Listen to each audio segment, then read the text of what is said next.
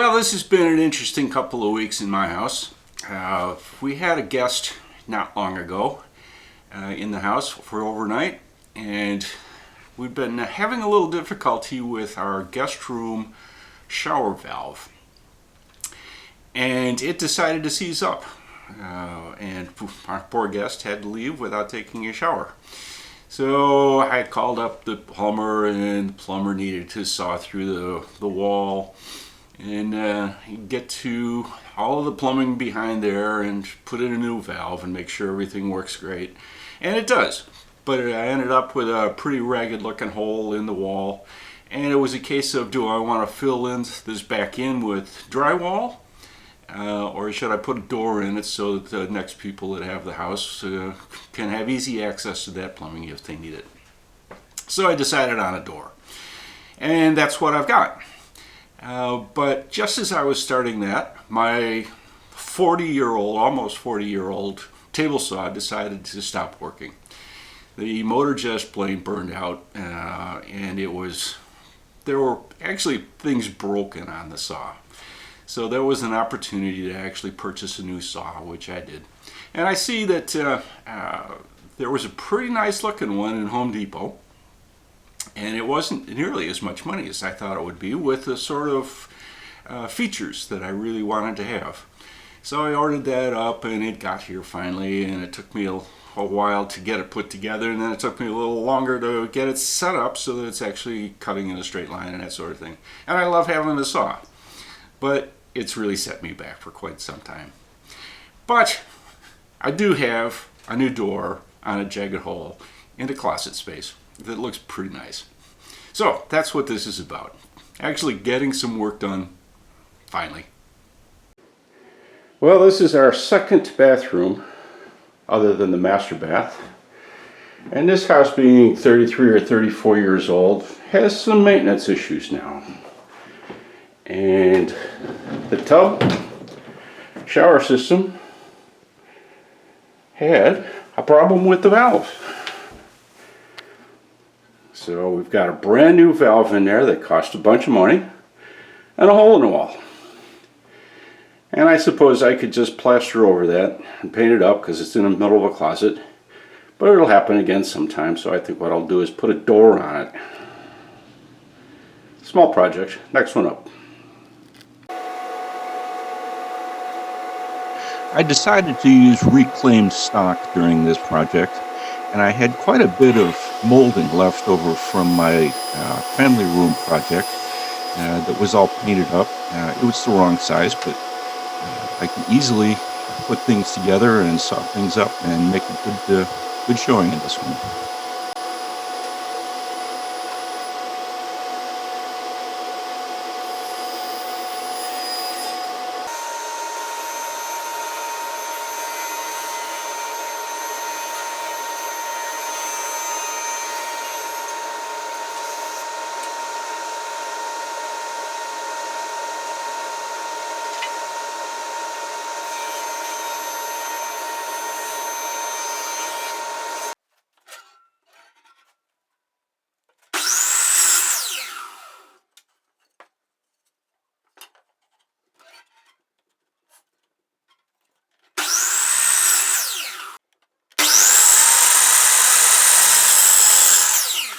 So this is completely in keeping with the flavor of this project, which is using reclaimed materials everywhere, as far as I can.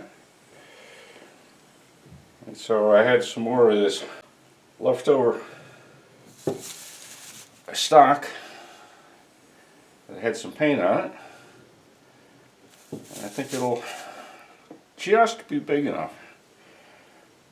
And by just be big enough, I had to put 1/8 of an inch extra on it, but that's pretty close.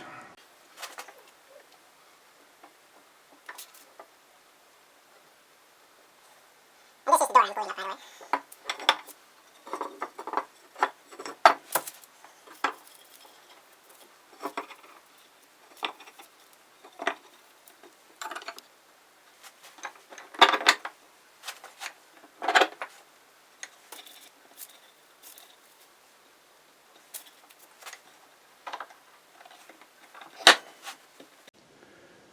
I'm going to square up the ends of the doors just a little bit. They're pretty close, but just shave them a little bit.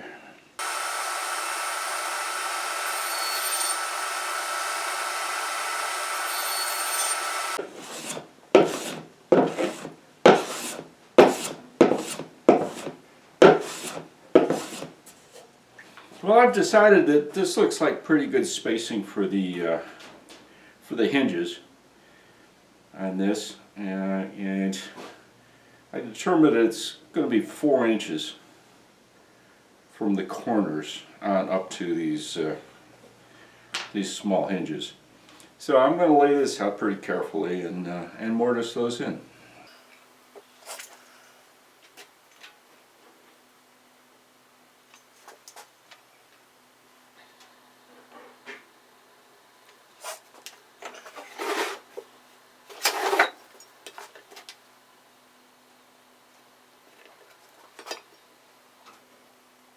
Had an interesting comment on a relatively recent video I put up that why was I making a hand tool because I never used them, and I thought that was kind of an unusual thing for me to read. And then I started to think about the videos that I put up, and most of them do have power tools in them. And in my early days I used a lot of hand tools. I thought that was the coolest thing ever, to use hand tools. And then I started to need to make them a little quicker. So I became less of a purist. But this little Stanley 71 router plane has been with me for, it could easily be 45 years.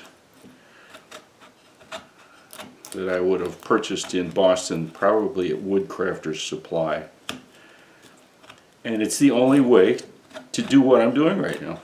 There's just no other accurate way to cut a midget mortise like this. Well, it's not actually a mortise, I guess, in a very technical sense. But I want it to be the right depth. And this is the tool.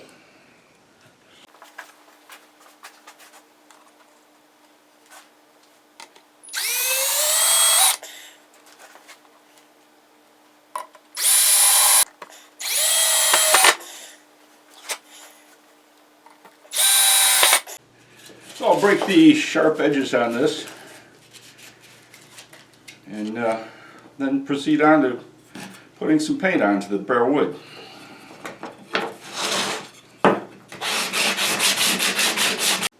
So of course I've built this door to fit a square opening, but if you know anything about cutting drywall with a keyhole saw, nothing's square.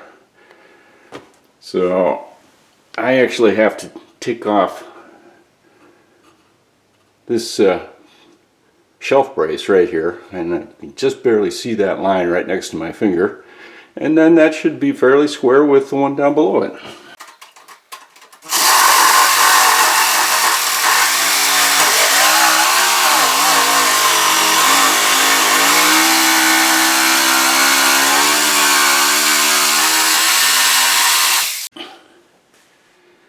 Okay, right like that is looking pretty good.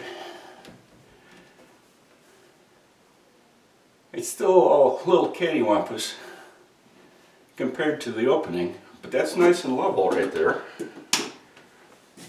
And by the way, the next thing that goes up there is going to be that, which covers up the hole. And near and dear to John Heiss's heart, I'm going to put this up with construction adhesive.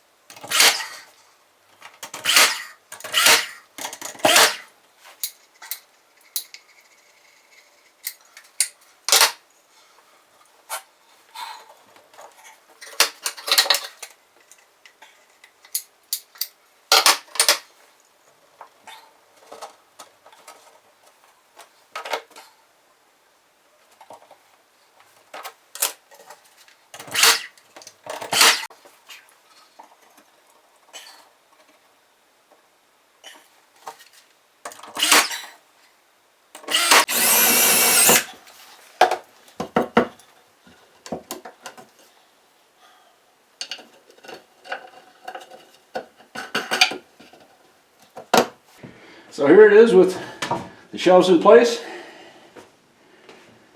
Need a little touch up, fill in the holes and clean off the little slop from the clamps.